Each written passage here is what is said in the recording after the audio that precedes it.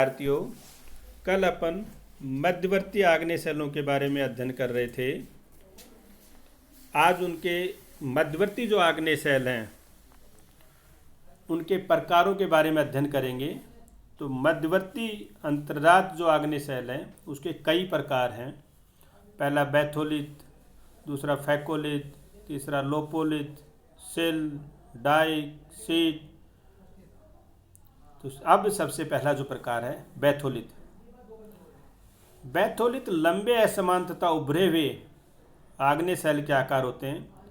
ये प्राय गुंबद के आकार के होते हैं, जिनके किनारे खड़े ढाल वाले होते हैं तथा आधार तल अधिक गहराई में होता है। अपर्दन द्वारा इनकी ऊपरी परत दिखाई नहीं देती, परंतु इनका आधार कभी नहीं देखा जा सकता। खासकर बैथोलिथ पर्वतीय क्षेत्रों में जहाँ ज्वालामुखी का उद्गार होता रहता है वहाँ ये पाए जाते हैं। इनकी रचना में ग्रेनाइट चट्टान का बहुत बड़ा योगदान रहता है। रांची के पठार पर इस तरह के बैथोलिथ खूब मिलते हैं। इन्हें रांची बैथोलिथ के नाम से भी जाना जाता है। दूसरा लैकोलिथ। लैकोलिथ मैग्मा निर्मित एक वृहत आकार होता है जिसका रूप उत्तल ढाल के रूप में होता है। लैकोलिथ खासकर परतदार चट्टानों के बीच में इनका निर्माण होता है। जब लावा का उद्गार होता है तो गैसों के जोर से परतदार शैल के ऊपरी भाग पर उत्तल चापाकार अथवा गुम्बदाकार रूप में जमा हो जाता है। इन्हें लैकोलिथ की संज्ञा दी जाती है। इनकी ऊपरी परत सैकड़ों फीट से लेकर हजारों फीट तक मुड़ जाती है। बैथोलिथ किसी भी चट्टान में बन सकता है, परंतु लैकोलिथ केवल परतदार चट्टानों में ही पाया जाता है। छोटा नागपुर के पठार में अनेकों लैकोलिथ देखने को मिलते हैं, इसलिए वो लैकोलिथ पठार के नाम से भी जाना जाता है।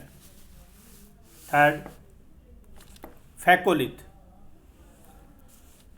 ज्वालामुखी उद्गार के समय मोड़दार पर्वतों की अपनति तथा अभिनति में मैग्मा का जो जमाव होता है, इस प्रकार की बनी आग्नेय शैलों को फैकोलिथ कहा जाता है। जब पर्वतों का निर्माण होता है तो उसमें वलन होते हैं, मोड़ होते हैं। तो वलन का ऊपरी भाग जो उठा हुआ रहता है उसको अपना अपनति कहते हैं। वलन का जो निचला भाग होता है उसे अपना अभिनति कहते हैं। तो अपनति और अभिनति में जो मैग्मा का जमाव हुआ है उसे फैकोलिथ की संज्ञा दी जाती है। चौथा लोपोलिथ। लोपोलिथ जर्मन भाषा के लोपो शब्द से लिया गया है, जिसका तात्पर्य होता है कि छिछला बेसिन। जब मैग्मा का जमाव नीचे अवतल आकार वाली छिछली बेसिन में होता है, तस्त्रीनुमा आकार का निर्माण होता है, इसे लोपोलिथ कहते हैं। ट्रांसवाल में 480 किलोमीटर लंबा लोपोलिथ पाया गया है। नेक्स्ट फिफ्थ सिल। सिल परत के रूप में आग्नेय शैल का समूह होता है। जब मैग्मा का प्रवाह होता है तो मैग्मा का जमाव परतदार अथवा रूपांतरित शैलों की परतों के बीच में हो जाता है। तो इसे जो चट्टानों के बीच में समानांतर रूप से जो जमाव हो रहा है उसे सिल की संज्ञा दी जा रही है। परंतु जब पतली सिल मोटी सीट के रूप में परिवर्तित हो जाए तो उसे सीट भी कहा जाता है। नेक्स्ट छठा डाइक। प्राय सिल की तरह परंतु अपेक्षाकृत लंबी तथा पतली होती है। सिल का जो जमा होता है वो चट्टानों के समानांतर होता है, जबकि डाइक का जो निर्माण होता है वो चट्टानों के समकोण पर होता है। जो चट्टानें होती हैं उनमें लंबवत रूप से लावा का जो निक्षेप हो जाता है एक स्तंभ के रूप में, उसे डाइक की संज्ञा दी जाती है। दूसरा वर्गीकरण विस्फोट उद्गार से निर्मित आग्नेय चट्टानें, जिसमें 2 भाग बनाए गए हैं। जब ज्वालामुखी उद्गार काफ़ी तीव्र गति से होता है तो विभिन्न आकार एवं प्रकार के पदार्थ बड़ी ऊंचाई तक उछाल दिए जाते हैं। बाद में इनका जमाव सतह पर होता है तो उन टुकड़ों को बम कहते हैं। इनके छोटे जो भाग होते हैं उन्हें लैपली की संज्ञा दी जाती है। बड़े और छोटे कणों के मिश्रण भाग को ब्रेसिया अथवा आंग्लोमरेट की संज्ञा दी जाती है। दूसरा, शांत उद्गार से निर्मित।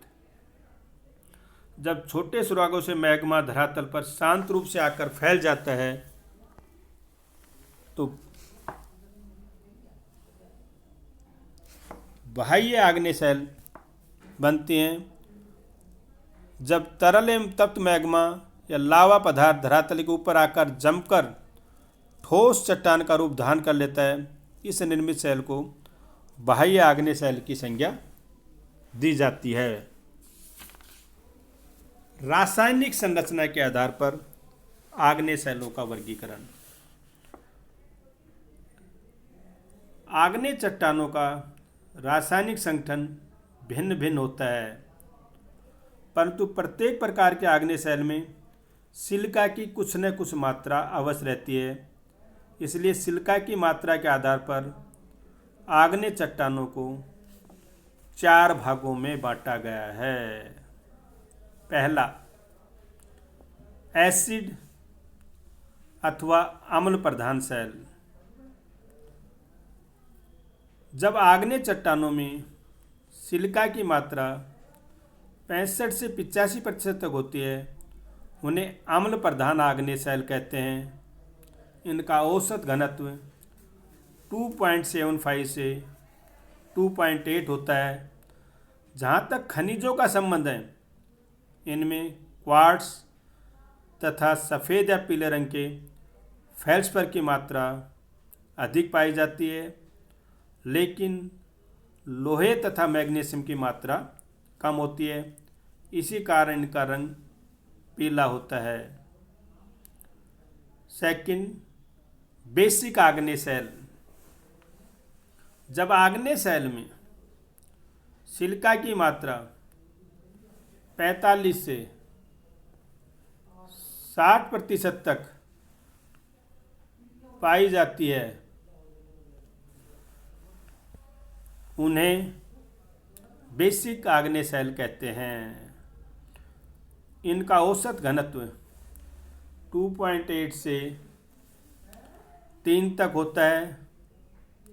बेसिक चट्टानों में फेरा मैग्नीशियम की प्रधानता अधिक होती है तथा फेल्ड्सपर की इनमें कमी पाई जाती है। लोहे की अधिकता से इन चट्टानों का रंग गहरा होता है। बेसिक जो आग्नेय चट्टान है वो वजन में भी भारी होती हैं। इनके कण बारीक होते हैं। बेसाल्ट, गैब्रो तथा डोलेराइट इनके प्रमुख उदाहरण हैं। थर्ड, अल्ट्रा बेसिक आग्नेय चट्टानें। जब आग्नेय शैलों का निर्माण में 45% से कम सिलिका की मात्रा होती है, उन्हें अल्ट्रा बेसिक आग्नेय चट्टान कहते हैं। इनका घनत्व 2.8 से 3.4 होता है। इनका जो प्रमुख उदाहरण है वो पेरिडोटाइट है। फोर्थ, मध्यवर्ती शैल। जब आग्नेय शैल में सिलिका की मात्रा एसिड तथा बेसिक चट्टानों के बीच की होती है तो उस चट्टान को मध्यवर्ती आग्नेय शैल कहते हैं। इनका घनत्व 2.75 से 2.8 होता है और इनका प्रमुख उदाहरण डायोराइट तथा एंडेसाइट है। लास्ट, कणों के बनावट के अनुसार आग्नेय चट्टानों का वर्गीकरण। कणों की बनावट के आधार पर आग्नेय चट्टानों को 3 भागों में बांटा गया है। लावा की उत्पत्ति तथा उसमें ठंडा होने का स्थान। दूसरा, लावा के ठंडा होने तथा ठोस होने की गति। और तीसरा, तरल लावा के साथ जल एवं गैस की मात्रा। यदि लावा धीरे धीरे ठंडा होता है तो कणों का बनावट सुचारू रूप से होती है, परंतु जब कार्य शीघ्रता से होता है, तीव्र गति से संपन्न होता है, तो कणों की बनावट पूर्ण होने में कुछ समय लगता है। लावा की ठंडा होने की गति की कई बातों पर आधारित होती है। प्रथम, लावा धरातल के नीचे ठंडा होता है पर आंतरिक ताप अधिक होता है। इस कारण शीतलन की क्रिया धीरे धीरे होती है तथा बड़े बड़े कण पाए जाते हैं। इसके विपरीत जब लावा सतह के ऊपर ठंडा होता है तो समीपवर्ती भाग का तापमान लावा से अत्यधिक कम होता है। इस कारण लावा शीघ्रता से ठंडा होने लगता है। फलस्वरूप कणों की बनावट ठीक तरह से नहीं हो पाती। कभी कभी ऐसा भी होता है कि कण बनते ही नहीं, वो बहुत बारीक होते हैं।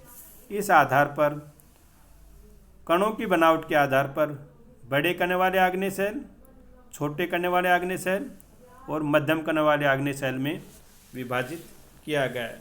धन्यवाद बच्चों। कल आप आग्नेय चट्टानों का वर्गीकरण लिख कर लाएंगे। धन्यवाद।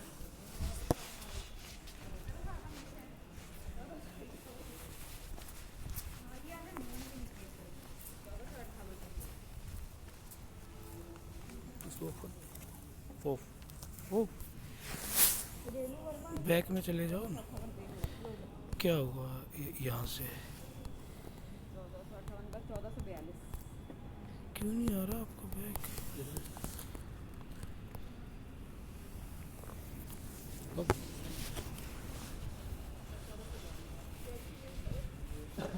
हाँ बेटा,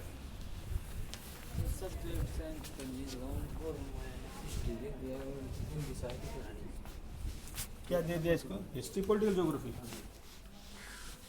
तू पढ़ेगी बेटा? इसकी तो हिंदी है जो 12वीं तक की काम आएगी।